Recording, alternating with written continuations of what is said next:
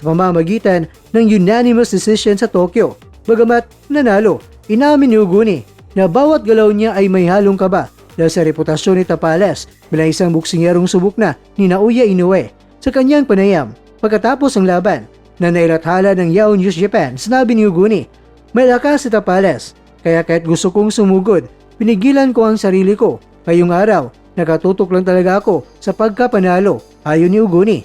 Ipinapahiwatig nito na si Tapales ay kinatatakutan ni Uguni sa aspeto ng timing at counterpunching. Kung si Casimero ay parang bagyo na rumaragasa, si Tapales naman ay parang isang sniper na naghihintay lang ng pagkakamali ng kalaban. Narito naman mga kwento ang paghahambing ni Uguni patungkol kay Casimero at kay Tapales. Base sa ating pananaliksik mula sa mga news articles sa Japan, narito ang paghahambing ni Uguni sa dalawang Pinoy. Aspeto, lakas ng suntok. Itong si John Mariel Casimero, mas mabigat at nakakayanig. Habang itong si Marlon Tapales ay malakas ngunit mas nakatutok sa timing. Estilo, agresibo at mahirap basahin. Habang itong si Tapales naman ay teknikal at sistematiko. Respeto ni Uguni para kay Casimero, nakakatakot sa bawat bitaw ng suntok. Kay Tapales naman, kailangan pag-isipan ng bawat galaw.